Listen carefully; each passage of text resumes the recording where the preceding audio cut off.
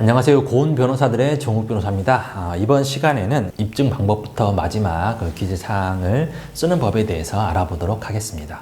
먼저 입증 방법에 대해서 써야 되는데요. 입증 방법이란 증거 자료를 말합니다. 그래서 내가 내 주장을 하면서 차용증이나 다른 기타 증거 자료들을 통해서 이 증거 자료들에 비추어 봤을 때 내 청구가 타당하다라는 것을 입증을 할 수 있는 그런 자료를 말하는 거죠. 원고가 제출하는 입증 방법은 갑호증이라고 하고요. 피고가 제출하는 입증 방법은 을호증이라고 합니다. 그래서 원고가 제출하는 증거 자료의 순번에 따라서 갑제 1호증, 차용증, 갑제 2호증, 녹취록 이런 식으로 기재를 하게 되고요.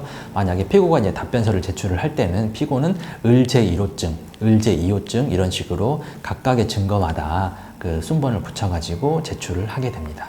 청구 원인에서 그 사건의 경위를 설명을 할 때 내가 그 피고에게 그 차용증을 작성을 하고 돈을 빌려줬습니다 라고 했을 때 그 차용증을 작성을 했습니다. 그 다음에 갑제 1호증 차용증 써서 차용증을 확인을 하시라 라고 하면 되고요. 그 다음에 내가 피고에게 언제 계좌이체로 돈 1,000만 원을 보냈습니다 라고 하면은 갑제 2호증, 송금 기록, 은행 거래 내역서 이렇게 쓰시면 될 것 같습니다. 그 다음에 이제 첨부 서류란이 있는데요. 첨부 서류라는 거는 이 소장에다가 부수적으로 첨부를 하는 서류입니다. 그래서 그 입증 방법을 이 소장에 첨부를 하고 소장에 부본을 첨부를 하고 납부서나 이런 것들을 첨부하는 그런 내용을 기재를 하게 됩니다.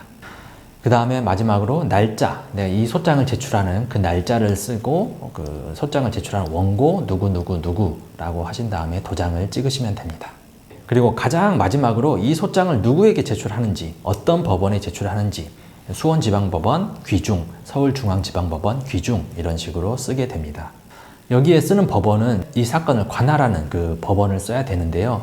보통은 그 금전의 지급을 구하는 소라고 한다면은 채권자의 주소가 의무이행지로서 관할 법원이 되기 때문에 본인의 주소를 관할하는 그러한 법원을 쓰면 됩니다.